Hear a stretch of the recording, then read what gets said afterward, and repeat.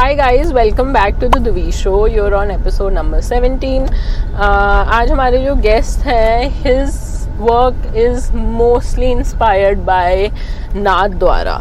Yes, we are talking about Mr. Shaan Bhatnagar, who is an interior designer, also an artist.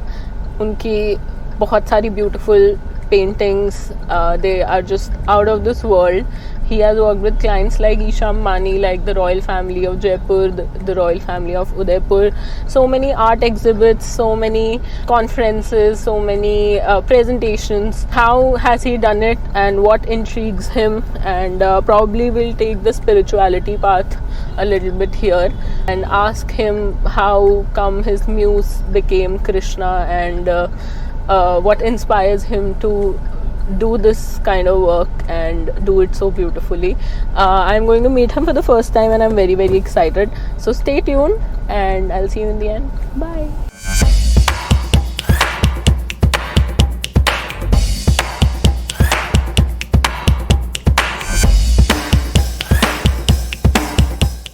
It's going to be a small boutique hotel. Okay. So we're already doing an Airbnb at home, which is done very well, and it was chosen as one of the top 3 in the world just last month. Wow.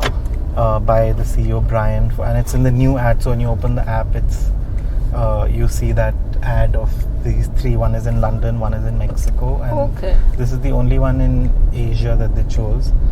Of course, much before this thing happened, we had with a friend of ours bought a house near where we live.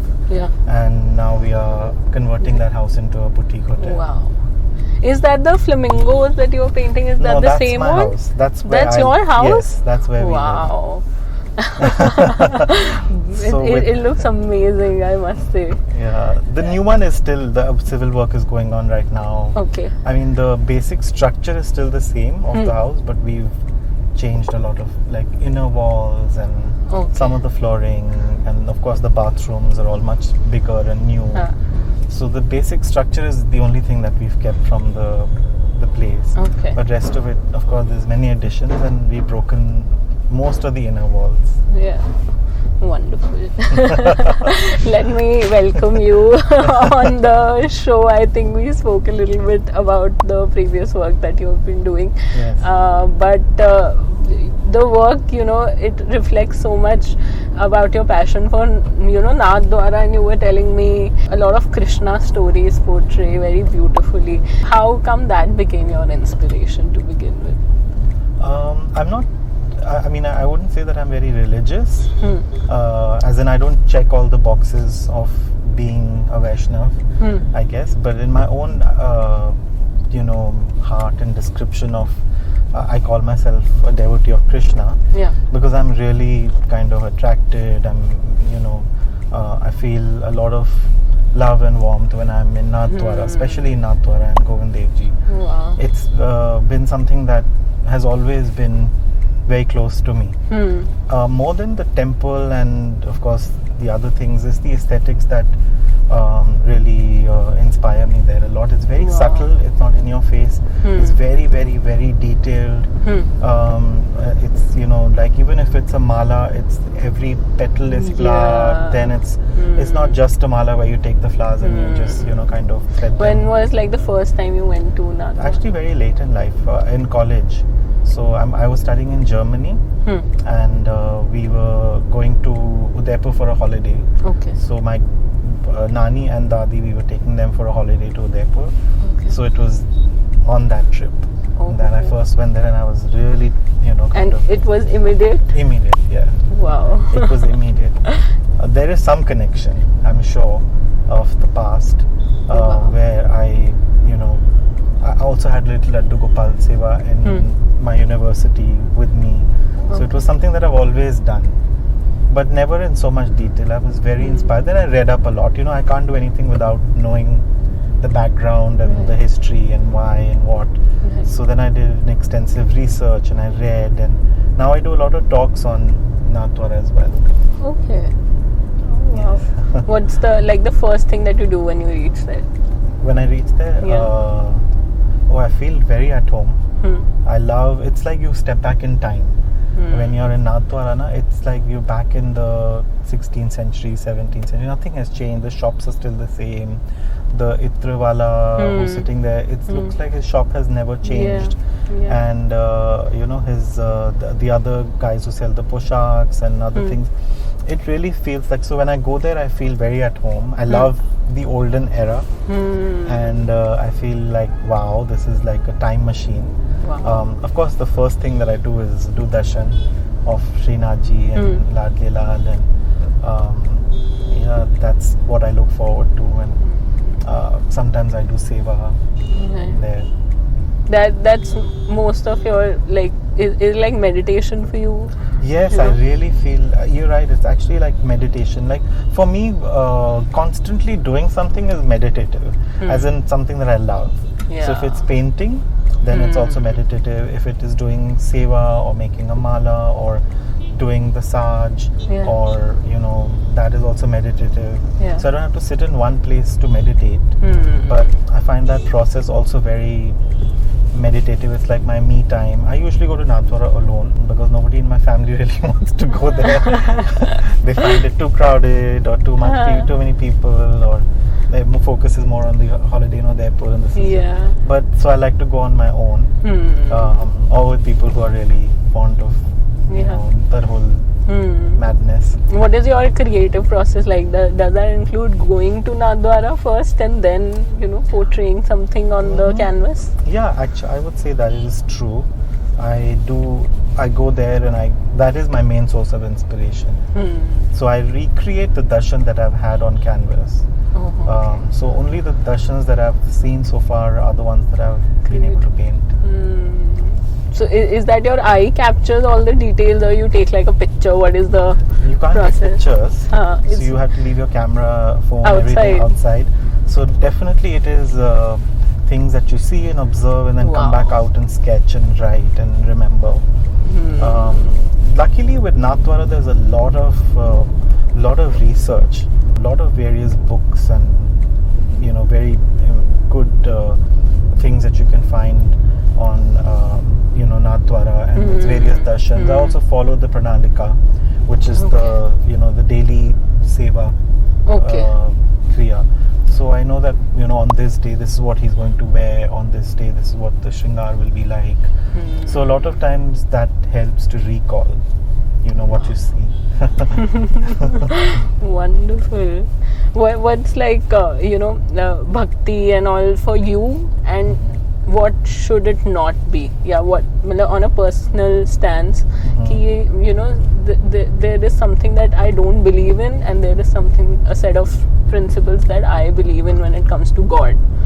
Yeah, that's a very interesting question, because I feel that a lot of times it gets lost in interpretation, and I think it is to each their own. I feel I'm not a very organized religion sect following person personally, and I feel that I would like to do what I would like to do and how I like get inspired, and I don't think that there's anything beyond or between your God or your worship and you. So there are no set of rules that come in. Of course these rules are there and I understand why they are, but for me I feel that it's more out of love, and it's not because I'm not born into a Vaishnava family. It's not something that I've always seen growing up, so it's not something that comes naturally to me. But for me it is only, this was not something that your parents would have. What's your parents like background? We are Hindus, but we never we worship our temple originally was like the parliament. It had all the gods and goddesses, Shiva, they didn't miss anyone, Durga, Parvati, so it was like a whole Parthenon of various gods and goddesses, but for me it's always just been Krishna. So my mandir is just, he's the focus. Everything is focused towards him. There's nothing else, because I feel that I can only focus on what I love and who I love. So for me it doesn't get divided, whether it's Holi, Diwali, Dashera, Ram Navami. For me it's all, he is just he incorporates all together. Wow. What are the there are some characteristics every god play a major role in. Mhm. You know, what are those for Krishna, just for our understanding? You know, when we talk about Shiva, there's a different, you know, set of characters that follow him. Right. And a lot of people now preach that. There are some who are followers of Hanumanji. So, Right. you know, the strength and, you know, the loyalty and perseverance that he brings. Right. So, following that, what are the set of characteristics that follows Krishna? So Krishna is an avatar of Vishnu. So like you said, Shiva, he's the one of the Trinity, and Vishnu is one of them, and Brahma. Yeah. So Vishnu has many avatars, and every time there is some unrest, or you know, a lesson needs to be taught, or life needs to be preserved, is when he takes a form of human and comes, you know, to earth and resolves that, or shows us the way, etc. So Krishna is just one of the avatars, probably the last avatar of Vishnu that so far that we've had, and he stands mainly. He's taught us to love unconditionally. He's taught us various things. Of course, there are parts of his life like the Gita and the Mahabharata and the other parts which are also divided into like so many. So some people only worship the Gita, and some people worship Krishna when he was a baby. So for me, it is all about the bhav with which one, or the feeling that one, you know, approaches their God. And for me, I worship him in 4 different bhavs. So Vatsalya bhav, which is like a parent towards a child. So I have a Laddu Gopal who's every day just 3 days old. And so for me it is like you take care of a little baby, and then sometimes during Savan, for example, then he's like a lover. So that is the Madhurya bhav. And then you know, during Diwali and other festivals, there's the Dasya bhav, so where you worship him like a servant, you serve him, and then and this is during the day as well. And then during Holi especially, and the 40 days of Holi, it's the Sakha bhav, which is like that of a friend, where you can go and play with him and, you know, enjoy with him. So that you know, he becomes part of you, and you become part of him in that way, in the bhav that you have. So he represents various things. I mean, he has so many leelas and pastimes that one knows, but I feel mainly it comes down to teaching love and to teaching affection, and that's what. And I think unconditional is also a very big word. Very big word, yes, absolutely. Like, you know, there are always conditions. But I mean, I don't think that there is anything unconditional. Everybody wants, if there's love, then they want respect back if you're a parent. If there's love, then you want something back. Otherwise, it's very one-sided and doesn't grow. True. So if it is that of a servant, then you need salary. So it's never unconditional. I feel that this word is the only one who can unconditionally love. Wow. I don't know if anybody who can unconditionally love like he can. You know, there are always conditions, or there is always, if not conditions, at least expectations. Even a parent has. Wow. And how is your love towards him? Like, is it unconditional, or there's like when there's a bad time, you like extra? Of course. Like I said, there's nothing unconditional. You know, it's a great word. But of course, you remember, you know, when there's something going on, a crisis, then you remember more, I guess, and you know, want his mercy. But on a regular day, it's, you know, just service. And so our seva in Hindi, it's called Lad Ladana, which means it's not a service of Naam Jap or meditation, or, you know, it's just offering to that idol or to the bhav your own feelings of, you know, so it's not something that you are bound to do, but something that you do out of, like, you actually treat him like a little prince child. Wow. Tell me a little bit about your life before all of this happened, your college, school, what impacted you there to, you know, and how come interior design then after? So a little bit on this journey. So I moved to Jaipur in '92. From we were in Delhi before that, and then in Chandigarh for a bit. And so '92 when we moved to Jaipur, I was really fascinated with this beautiful historic city. and the architecture, and that is something that always attracted me, you know. I find that these things are part of wellness and mental health. When you see a beautiful building, or when you see like the street with trees, and you know, it just kind of it's just good for me. Like I said, I moved to Jaipur in '92, and then in '97 I went to university in Germany to study business and economics. Okay. Which is totally different from what I'm doing now.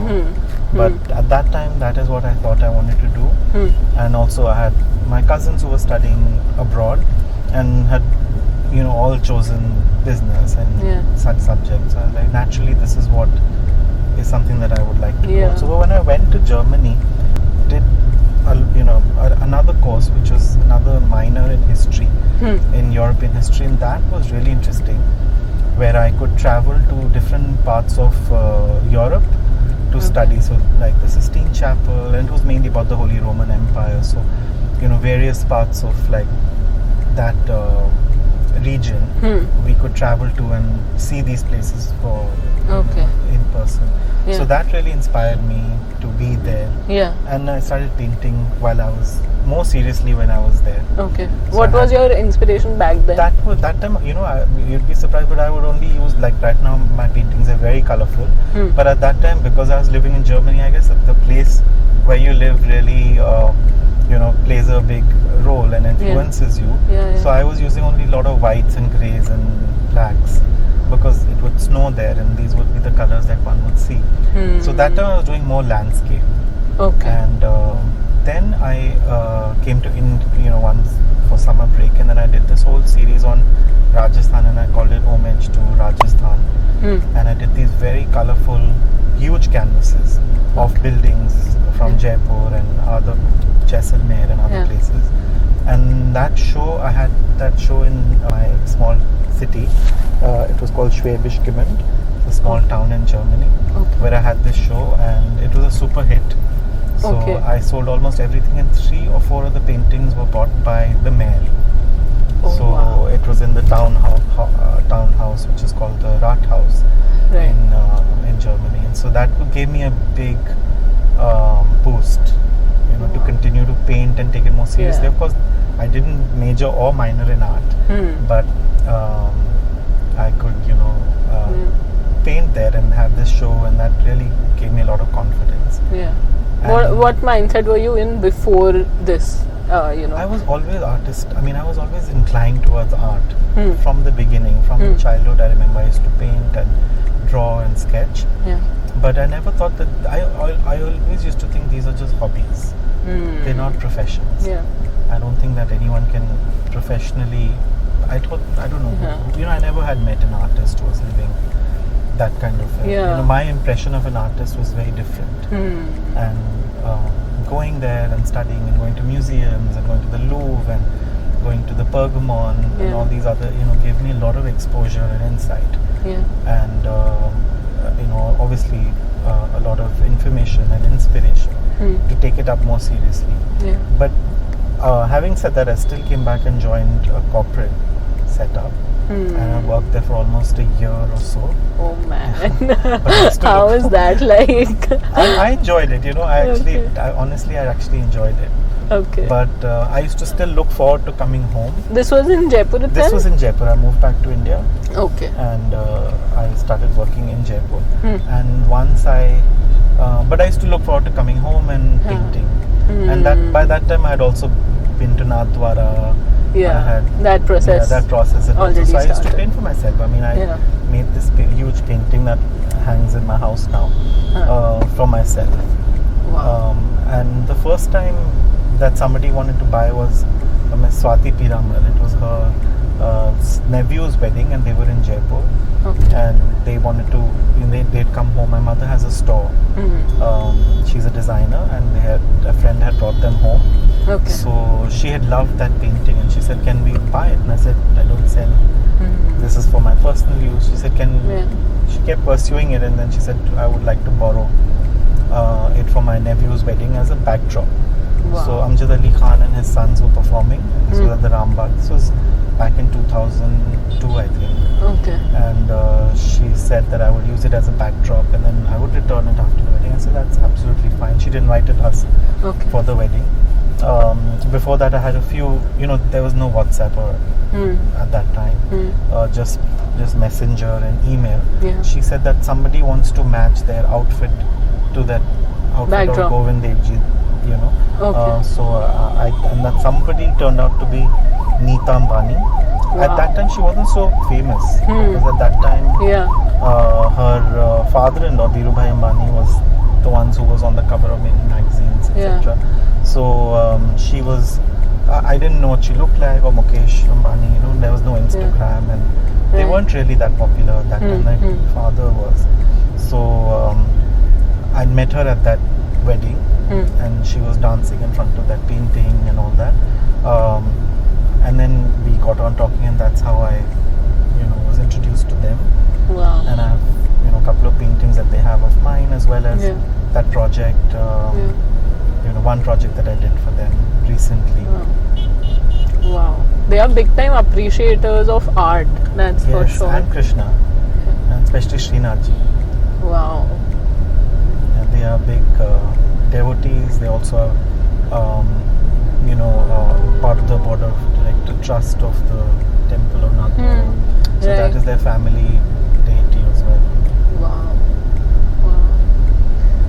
And you were mentioning something about the Isha Ambani's wedding also. Yes. So a couple of us curated a craft bazaar, which was called 108 Crafts of India. Yes. It was 108 Swadeshi items. So for Isha Ambani's wedding, they had created pavilions to give gifts to their guests. Right. So instead of keeping things in the room, they said let the guests choose and decide. Yeah. And also they wanted to showcase the artisans. Artisans from you're right. And also sometimes our impression of Indian craft is not very high quality. Yeah. Or because a lot of stuff, honestly, a lot of tacky things have also entered the market, and a lot of times that's the only exposure that people have. True. That's very true. Yeah. So in the name of handcraft, they are just doing the bare minimum. And it's not the kind of aesthetics that India is known for. Right. Our craft is very rich, and our craft is very intricate and very detailed. So so her intention was to showcase the best of Indian craft to her guests, her international guests. Yeah. Of course, the guest list you could have imagined had some of the most important people in the world attending the wedding, from Hillary Clinton to some of the most important. Wasn't Beyonce on this wedding? Yes. She was, right?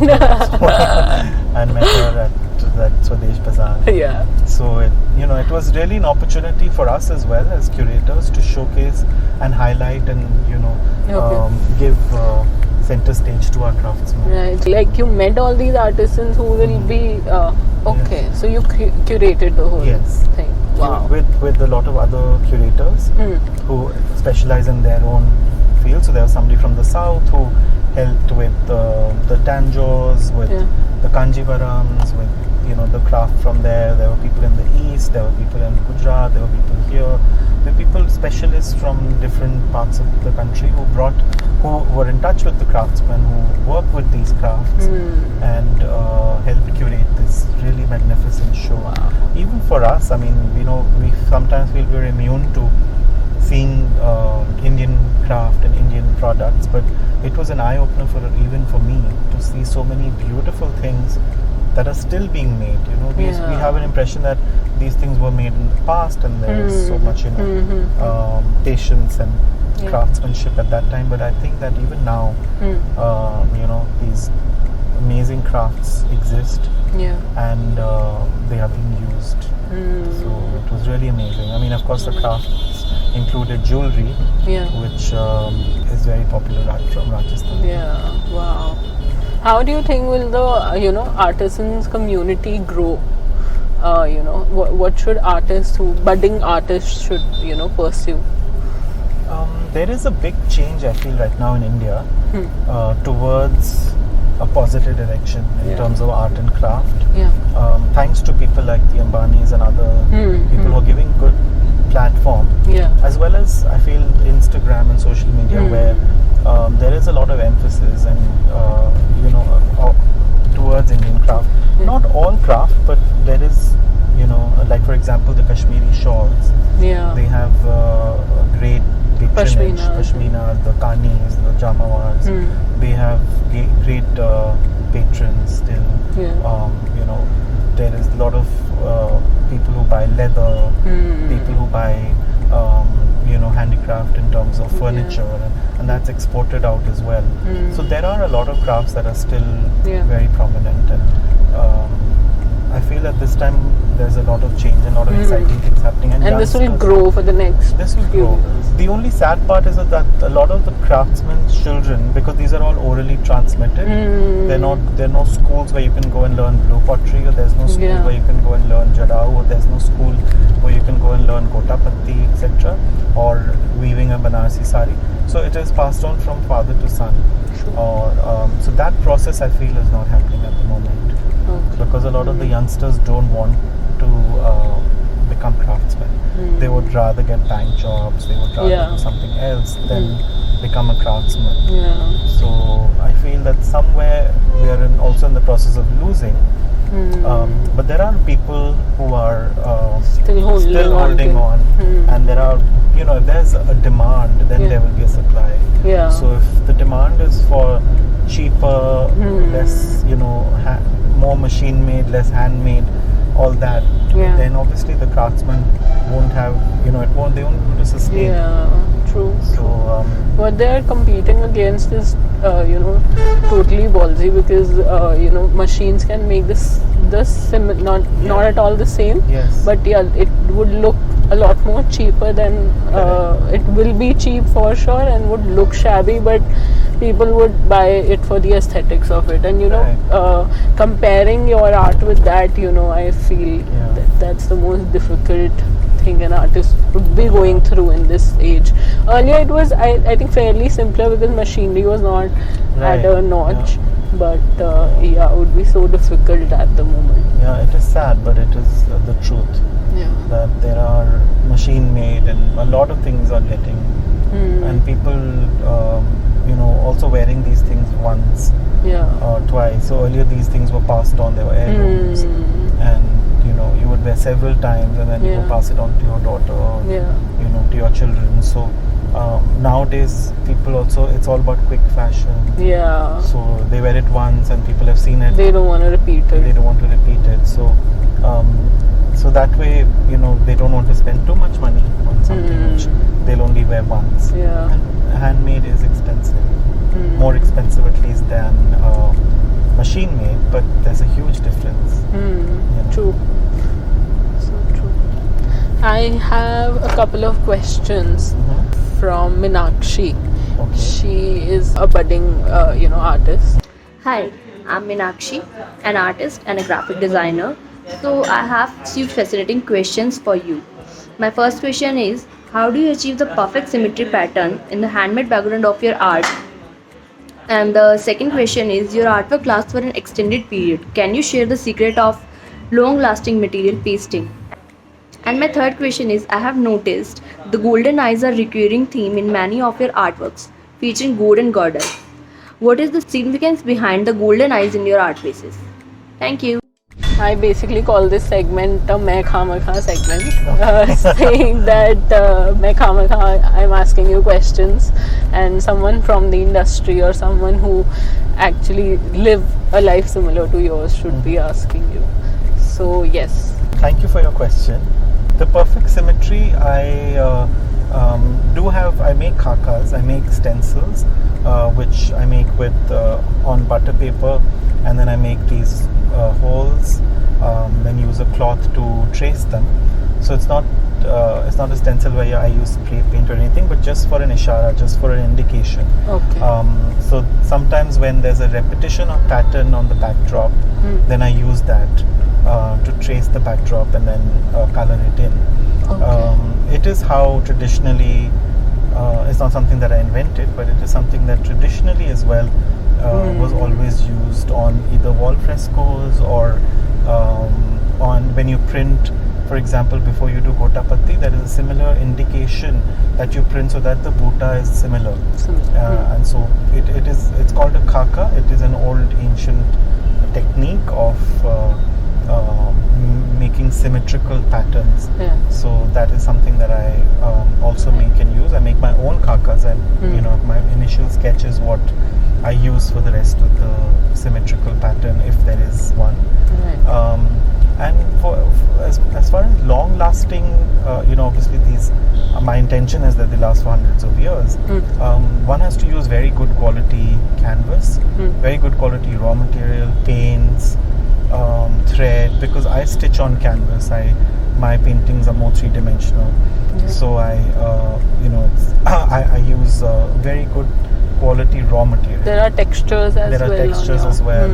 There's stitching, there's jewelry, there's all kinds of things. So I make sure that it is very well secured on the canvas with several extra stitches in case I need to, so that it's secured. And I use nylon thread so that it can last the withering as well of the years.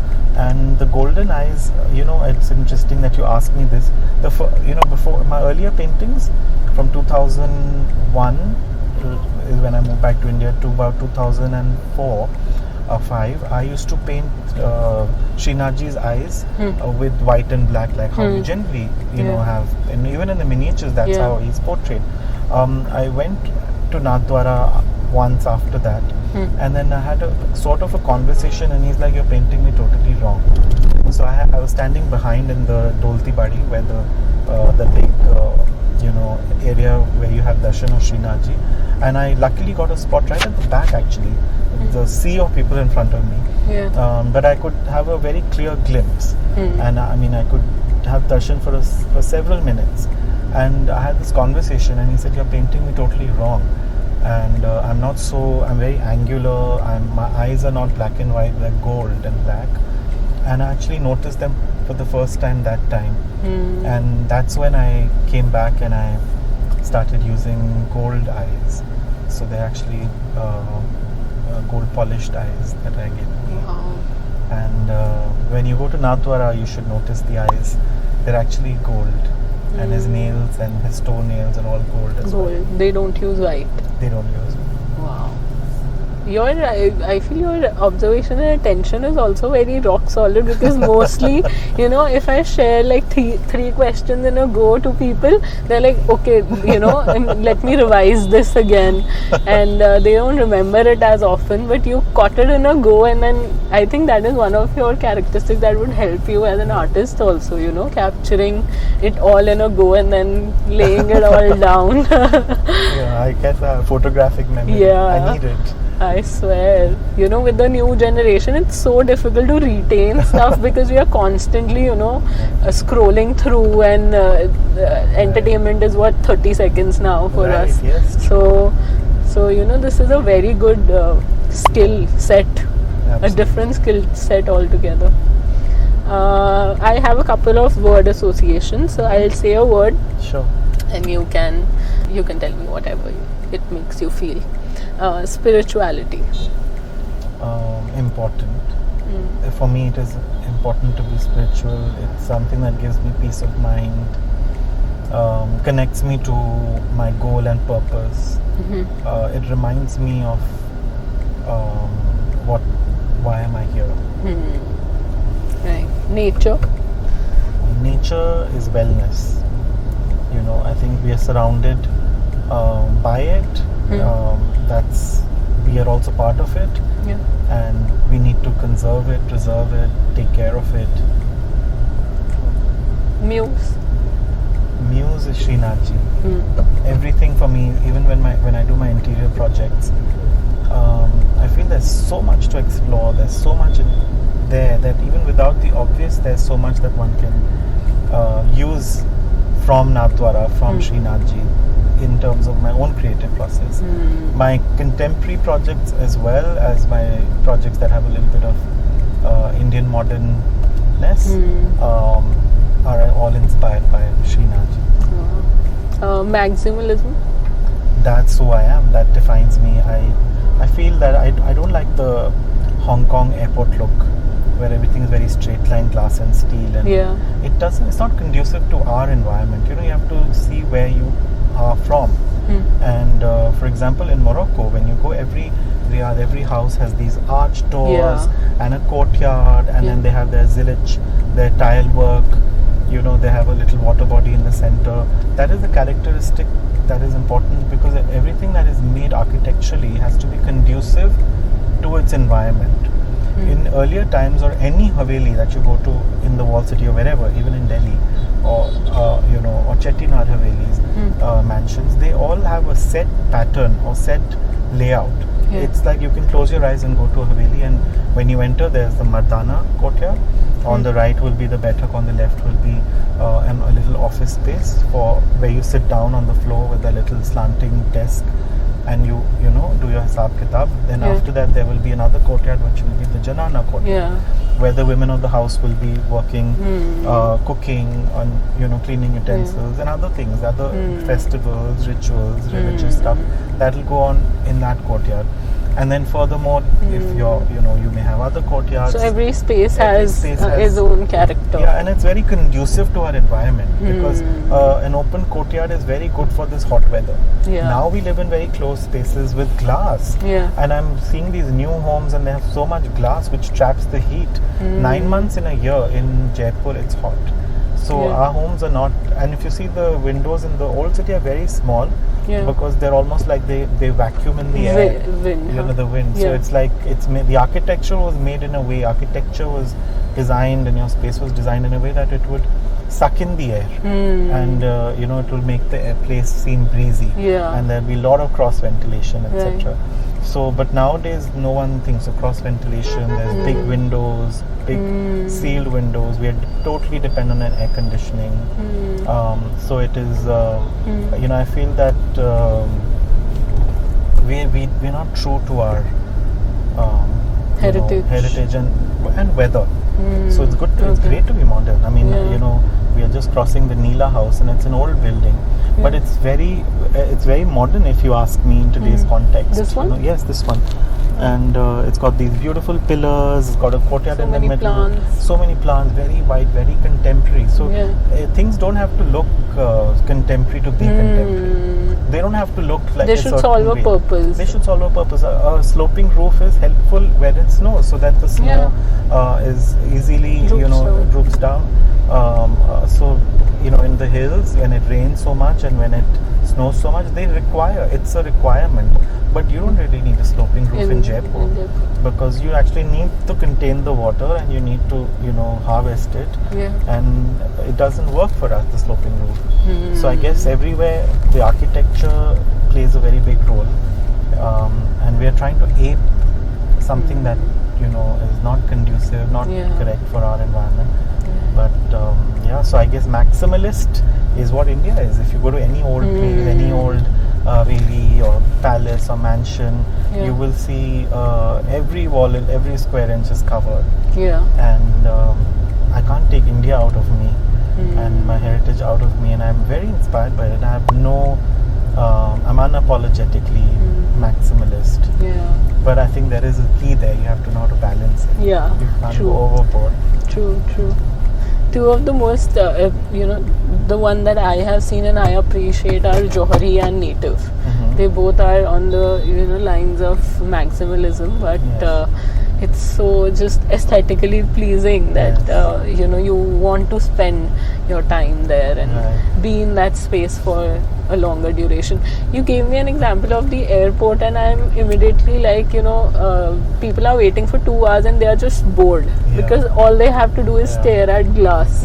If you build a space in a way, people would love to spend time there, notice the minute details and go through the art that is there. That I don't know why they're so bare and bland. Well, having said that, the new Bombay airport is really interesting with lots of art and craft, the symmetry there. Yes, beautifully done up. Right. Last word was Jaipur. Jaipur is home. Jaipur is, for me, it's one of the most beautiful cities. Yes. Constantly inspiring, so much to offer. Thanks to Maharaja Jai Singh, who founded the city, and the 36 Karkhanas. Yeah. We have, it's a beautiful city of craft. Yeah. And for somebody like, and I've seen a lot of people have moved into Jaipur and made this their home. A lot of people from the west have moved to Jaipur and made this their home. Yeah. Because of the kind of craftsmanship and the kind of raw material and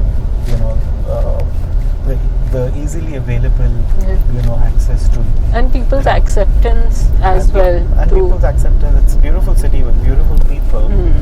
And I think that the way that it's made and the way that it is, I don't think anything can be better. Better, for sure. Oh man, this was a lovely conversation. Like I said, you inspired me with your aura itself, and then everything was just a bonus point. Thank you so much for giving me your time. Thank you. It was such a pleasure to talk to you. And you're doing such great work. I love listening to your interviews. Yeah. And they're very well, they're very nicely captured. And you get to know the person for who they are, rather than just for the work that they do. Yeah. I think that's very important because it shows them in the right light. They bring, I think, the human touch back into a product and a service. True, very true. Yeah. Because you can only talk about your work, but that's not who you really are. Yeah. It's the motivation that comes. Yeah. And you're very naturally, you're very good at it. You very naturally ask. Thank you so much. Please tell me that I'm a good driver and I didn't scare you. Very good. I was very surprised you multitask. Very good driver. Thank you. You could do both the things and you handle your camera and everything very well. Oh, thank you so much. That's so sweet. It was lovely having you. Same here. Thank you guys. See you in the next episode. Bye. Bye. Spirituality was one of the topics that I really wanted to cover in this conversation. Talking to artists is one of my favorite things to do, and I am coming out of this interview so satisfied. My purpose is getting satisfied after this interview, and it's so nice to have Shaan on board with us, and I was really looking forward to this interview, and it was just worth the wait. If you liked it, don't forget to subscribe, please. Don't forget to comment. We don't actually, as a YouTuber, see the people who have liked our videos or subscribed to us. They get filtered off, but all the comments, we definitely read them. We definitely get inspired by them, and we just want to keep seeing them. So drop a comment so that we see who you are and we keep a tag on you. Thank you for all your support. Don't forget to subscribe. Bye bye. See you in the next episode.